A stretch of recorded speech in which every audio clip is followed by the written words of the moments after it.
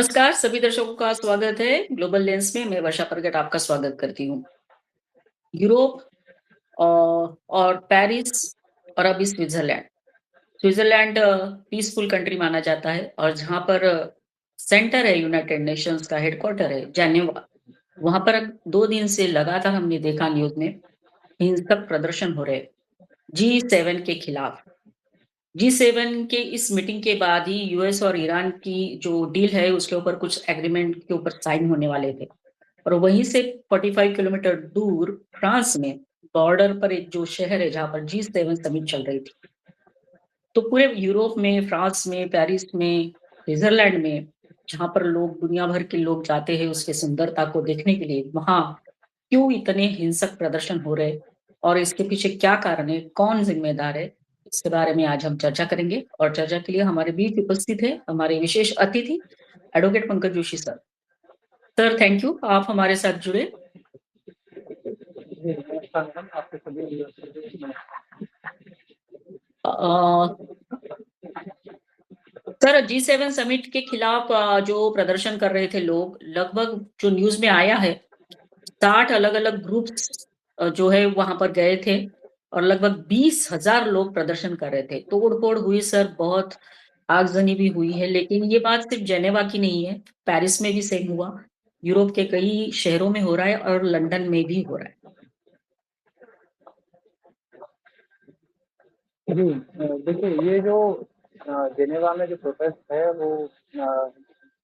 इसमें कहा जा रहा है कि नियर बाई 16 जो है ऑर्गेनाइजेशन जो है वो इसमें थे और उन्होंने जो है और इसमें भी अगर हम प्रोटेस्टर्स को देखें काउंटिंग तो उसमें almost thousands of protesters are there, जिसमें पुलिस ऑफिसर्स कह रहे हैं कि 20,000 से more than 20,000 people are there. और ये जैसा कि हम देखते हैं कि ये सारा जो है एकदम की पीसफुल जो सिटी है और इसमें लेकिन जिस तरह से ये प्रोटेस्टर्स हैं जो हो रहा है, तो यहाँ तक कि आप किसी पुलिस ऑफिशियल्स को टीयर गैस का यूज़ करना पड़ा, वाटर कैनन का यूज़ करना पड़ा, तो ये अपने आप में जो है कि हमेशा जो परमिशन दी जाती है वो एक पीसफुल प्रोटेस्ट की दी जाती है हमेशा। और और इसका जो बेसिक जो कहा गया कि ये जो हो रहा है, जो G7 समिट जो हो रहा है, जो नियर बाई एरिया फ्रांस जो है, क्योंकि तो इसकी लोकेशन जो है जेनेवा के नज़दीक है, तो इस वजह से जो है ये और इस प्लेसेस का जो रीजन है वो ये इस तरह से है। तो स्विस सिटी जो अपने आप में एक पीसफुल सिटी जो है, और आज वो इस बात के लिए कि जितने भी वर्ल्ड लीडर्स हैं, ग्लोबल लीडर्स हैं और जो टॉप टॉप कंट्रीज जो हैं जो और इसमें उनके अपने-अपने रीज़न हैं, वो कह रहे हैं, लेकिन इस लेवल पे एस्केलेट होना और चीज़ों को इस हद तक बढ़ना, तो ये कहीं न कहीं जो है जिसमें अथॉरिटीज़ जितनी भी हैं उनको इंक्लूड होना पड़ा और चीज़ें इस तरह से हुई, तो ये कहीं न कहीं जो चीज़ें हैं वो एक एक थोड़ा ठीक नहीं कहा जा सकता है। और बाकी जो इसमें और भी जो है इस समिट का, क्योंकि लोग कहते हैं कि हम ट्रम्प का विरोध कर रहे हैं और कुछ टाइम बाद यहीं पर इसी जगह पर जो है वो ईरान और अमेरिका के बीच में जब जो एग्रीमेंट जो है उसमें जो भी उनकी जो आपस में जो है वो एक जिस तरह से वहाँ पर साइन होंगे, तो ये जो सारी चीज़ें जो हैं और तो कहीं जो भी ये प्रोटेस्ट का जो भी रीज़न है वो अपने है, लेकिन इसमें जिस तरह से स्ट्रीट्स में जिस तरह से फायर ओपन कर दिया गया और इस तरह से तो ये कहीं न कहीं जो आगजनी की घटना या जो दंगा जिस तरह से होता है, एक एक उस तरह की जो घटना है, तो ये कहीं न कहीं एक एक डेमोंस्ट्रेशन जो है वो एक एक एक वायलेंट प्रोटेस्ट के रूप में ही इसको कहा जाएगा। और उसका अगर इस बात को कहें कि जो भी एक्टिविस्ट जो हैं वो केवल G7 के लिए या उसको एक नो इंडस्ट्रियल कंट्री कहें या उसको अगेंस्ट ट्रम्प कहें, तो क्योंकि आप वहाँ पर जो जो वहाँ के पर्सन जो हैं, आप उनकी गाड़ियाँ जो हैं, क्योंकि एक मीडिया में नहीं जा रही थी, इसमें मैं देख रहा था अलग-अलग कार हैं लोगों की, उनसे उनमें आग लगा दी जा रही है। वो तो एक आम आदमी का जो अपना-अपना व्हीकल है, आप उसको नहीं छोड़ रहे हैं। तो ये जो चीज़ें हैं ये निश्चित रूप से जो भी हैं और इसमें जो भी अथॉरिटीज़ हैं उनको अपने हिसाब से जो है वो चिन्हांकित करते हुए और उसमें एक्शन लेना चाहिए और उसमें मीडिया में आ भी रहा है कि कुछ लोगों को उन्होंने गिरफ्तार भी किया है। यस। सर ये बात तो ये है कि जी7 के अगेंस्ट में ये लोग प्रोटेस्ट कर रहे थे और पर्टिकुलरली कुछ मुद्दों को लेकर वो उन्होंने जो प्रदर्शन किया, उसमें से एक था कि जो जी7 देश है वो इज़राइल को सपोर्ट करता है और इज़राइल जिस तरह से जेनोसाइड कर रहा है, ऐसा उनका कहना था पैलेस्टाइन का। तो उसके अगेंस्ट में ये प्रोटेस्ट था। लेकिन सर जब हम पेरिस की बात करते हैं, फ्रांस की बात करते हैं या फिर अदर यूरोपियन कंट्रीज़ की बात करते हैं, पेरिस में भी देखा सर कुछ दिनों पहले इसी तरह से बहुत बड़े पैमाने पे लोग सड़कों पर आए और दंगा-फसाद शुरू हो गया। तो सर ये कौन लोग हैं? वो ही लोग हैं जिनको इन देशों ने शरण दी, वहाँ रहने वाले लोग हैं ये। तो इतने सुंदर शहरों को इस तरह से तोड़-फोड़ करना, तो सर ये क्लैश क्यों हो रहा है? मतलब what is the reason behind that? देखिए, अब एक तो जहाँ तक वॉर की बात है तो उस वॉर के लिए तो अमेरिका और ईरान आप अपनी-अपनी पॉलिसियों पे जो है एक-दूसरे के साथ तो उनका अपना अपने जो भी उनके चाहे उसमें हॉर्मोन स्टेट में या मेरी जो भी वर्ल्ड का जो मैप है जो भी मे, अ, मेरीन एरिया है जिसमें जो भी ट्रांसपोर्टेशन हो रहा है किसी भी चीज़ का तो वो एक सही रूप से होना चाहिए उसमें तो एक जो वर्ल्ड की जो पॉलिसियाँ हैं वो कहीं न कहीं फ्रेम होनी चाहिए उसको स्टेब्लिश तरीके से रहना चाहिए ये है और जहाँ तक वॉर की बात है तो इज़राइल या लेबनान में चल रहा है तो वहाँ पर वो अपने उनकी है क्योंकि हमास जिस तरह से इज़राइल को परेशान कर रहा है तो वो उसके लिए इज़राइल अपने अपने हिसाब से अपनी अपनी चीज़ों में लड़ रहा है। क्योंकि अमेरिका और ईरान के बीच में तो वो अपनी पॉलिसियाँ हैं और वहाँ जो लड़ाई हो रही है वो अपने अपने टेररिज़्म को लेकर है। और और इस जी7 समिट में ना केवल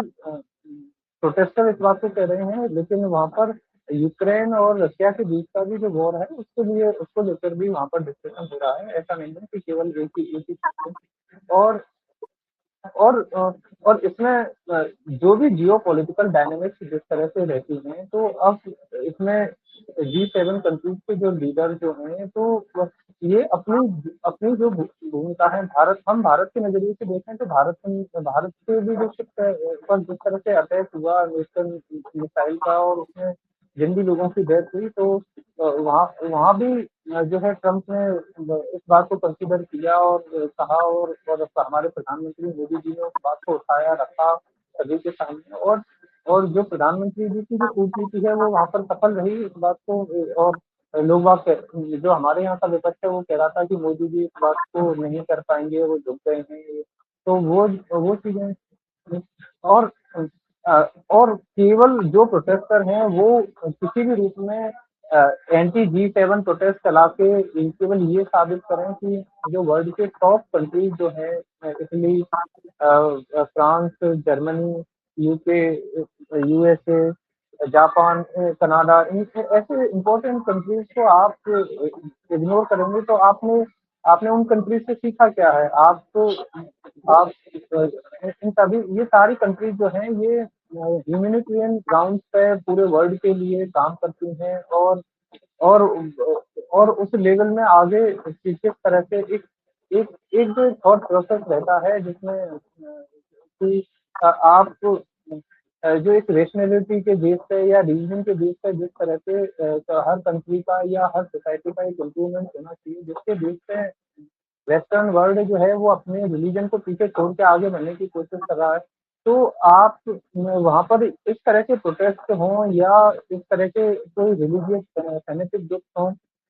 वो अपनी पावर पॉलिटिक्स के लिए या अपनी चीज़ों के लिए क्योंकि इसमें जो ईरान है वो अपनी जीत जो है वो कह रहा है कि हमें जीत मिली है। उधर यूएसए जो है इवन ट्रम्प ने तो ऑलरेडी उस चीज़ को चाहे मज़ाक के लहजे में कहा, उन्होंने कहा भी कि आई एम द बॉस, तो वो जी7 को एक अलग तरह से रिप्रेज़ेंट कर रहे हैं। और और इस बात में किसी भी तरह से किसी पहला तो ये है कि इस हम देखें कि जी7 इस समय जो है किस तरह से रेलेवेंट है या नहीं है। तो ऑलरेडी क्योंकि इस तरह की जो इम्पोर्टेंट मीटिंग जब भी होती है वर्ल्ड लीडर्स के बीच में एक-दूसरे के मैटर्स को लेके, तो पूरी मीडिया हो चाहे चाहे चाहे सारे ग्रुप्स हों, वो सभी इन चीज़ों को देखते हैं कि किस त तो हमने देखा है इसमें कि जब दूसरे वर्ल्ड लीडर से मिल रहे थे ट्रम्प, तो उन्होंने प्रधानमंत्री मोदी जी का हाथ नहीं छोड़ रहे थे। तो वो वो भी एक पोज़ीशन जो थी वो दूसरों को दिखाने के लिए थी कि किस तरह से जो हमारी जो एक रिलेशन जो है वो आपस में किस मजबूती को लेकर है। अगर कोई चीज़ें किसी भी लेवल पे एस्केलेट हो भी रही हैं, तो हम उसे आपस में समझाएँगे और उसके लिए ट्रम्प झुकने को तैयार हैं। और ये चीज़ और जो एक लेफ्टिस्ट वर्ड जो है, जो हमेशा इस बात के लिए चाहता है या किसी भी तरह से जो भारत-अमेरिका की जो दोस्ती है वो टूटे या इनके रिलेशन जो आपस में जो है वो आगे ना बढ़ें, क्योंकि हमने देखा है पिछली दो सरकारों में और अब की सरकारों में कहीं भी कोई बात बढ़ भी रही है, तो उसे टॉप लेवल से जो है सीधे ट्रम्प के लेवल से चीज़ें जो हैं वो नॉर्मलाइज़ होती हैं और उन्होंने वर्ल्ड के लेवल पे अपने कंट्री को फर्स्ट रखकर, क्योंकि आप देखिए किसी भी कंट्री में कहीं भी कोई भी चीज़ चाहे चाहे सीआईए कोई अपना कोई प्रोजेक्ट चला रहा है या पेंटागन की तरफ से कहीं कोई मूवमेंट चल रहा है, तो उसमें जो भी करोड़ों अरबों बिलियंस जो भी डॉलर्स जो खर्च हो रहे थे और उसमें अ, कहीं भी अमेरिका को अपनी तरफ से कहीं कुछ मिल नहीं रहा था। केवल उसमें या तो कोई एक लेफ्टिस्ट आइडियोलॉजी है उसको चलाने की कोशिश कर रहे थे या किसी कंट्री को डीस्टेबलाइज़ करने की जो कोशिश हो रही थी, उन उन सारी चीज़ों को जो है वो ट्रम्प ने रोकने की कोशिश की, उस सारे फंडिंग को रोकने की कोशिश की। तो अमेरिका में भी उनके जो विरोधी हैं वो इस बात के लिए लगातार चाहते हैं और भारत के साथ कहीं कोई मैटर इस तरह का होता है तो उसमें वो जो चीज़ें सुधारने की कोशिश होती है उसमें करते हैं। और इस तरह के और ये जो इस तरह के कहीं भी प्रोटेस्ट, क्योंकि ना केवल जो आप कह रहे हैं कि फ्रांस में हो रहे हैं या वेस्टर्न वर्ल्ड में हो रहे हैं, पेरिस को जिस तरह से जला दिया, ये जो भी इस तरह के लोग हैं जो चाहे अफ्रीकन ओरिजिन के पीपल हों, चाहे वेस्ट एशिया के पीपल हों, जो भी वहाँ पर गए, जिनको शरण मिली, वहाँ पर रहे, लेकिन उनकी जो सोसाइटी का जो एक कल्चरल जो बैकग्राउंड है, उसको किसी भी तरह से इम्प्रूवमेंट की कभी भी क्योंकि उनका जो सामाजिक ताना-बाना है, उसमें पहली प्रायोरिटी हमेशा वायलेंस रहती है। तो अब ये जो भी लेफ्टिस्ट पीपल हैं, जो उसे एक कल्चरल उसको देते हुए एक तरह से उसको जिस तरह से कवर अप करने की कोशिश करते हैं, लेकिन जब चीज़ें बढ़ जाती हैं, एक लेवल पे आगे हो जाती हैं, क्योंकि ऑलरेडी ब्रिटेन में चाहे ग्रूमिंग गैंग हो, चाहे अलग-अलग तरह के शोषण से जुड़े किसी भी रूप के ग्रुप हों, तो वहाँ वहाँ इन सारी चीज़ों में जो है ये हमें देखने में आया है कि कुछ एक ग्रुप ऑफ पीपल है, वो अपने आप की, अपनी आइडेंटिटी की, अपने विचारों को आगे नहीं चाहता है कि उसमें इम्प्रूवमेंट हो। तो उसका रवैया या इस तरह के प्रोटेस्ट या इस तरह के दंगों का या इस तरह के उनका एक ही है वो हमारे योगी जी वाला जो रवैया है कि हम एकदम गर्मी में भी ठंड ला देते हैं। तो वो वाला जो जब तक एक रवैया नहीं अपनाया जाता है तब तक जो है वो सामने वाले समझते नहीं हैं। तो कहीं न कहीं जब तक क्योंकि अब लिबरल लीडर्स हैं, ये वर्ल्ड के जितने भी लीडर्स हैं सभी जो लिबरल हैं, तो उस चीज़ का जो फ़ायदा है वो कुछ इस तरह के जो लोग हैं वो उठाते हैं और ज़रूरत से ज़्यादा जो है उसके जो भी डेमोंस्ट्रेशन है जो एक सही तरह से रहना चाहिए, वो कहीं न कहीं जो है वो एस्केलेट हो जाता है। Yes sir. तो सर ये तो आपने जो बोला वो बिल्कुल सही बोला, लेकिन सर जहाँ तक आपने जैसे बताया कि अलग-अलग रीजन से, प्रांतों से, सॉरी देश से माइग्रेंट्स बसे हैं, और जब ये माइग्रेंट्स जाते हैं तो अपनी संस्कृति साथ में लेके जाते हैं और ये सांस्कृतिक जो क्लैश है वो तो होना स्वाभाविक है। हमारा भारत का एक बहुत बड़ा एग्ज़ाम्पल है कि जैसे हमारे यहाँ भी बहुत सारे लोग आए और अपने साथ संस्कृति भी ले आए और सब कुछ लाए, नो डाउट। तो भारत को भी सर अभी इन देशों से सीखना चाहिए जो कुछ भी वहाँ पर हो रहा है, क्योंकि हमने बहुत कुछ झेला है सर पास्ट में, इतिहास में अगर झाँक कर देखें तो। लेकिन अभी जब बात कर रहे थे सांस्कृतिक पुनर्जागरण की, तो भारत भी सीख सकता है। जो देश अभी है फ्रांस है, लंदन है, जो भी है, यूके है, वहाँ पे जो हो रहा है उनसे। देखिए अभी हमारे हमारे इंडिया का अगर हम देखें कि चीज़ें जो हैं क्योंकि हमारे यहाँ एक तो अब जो फैमिलियाँ हैं वो सिंगुलर होती जा रही हैं और ज़्यादातर अ अ,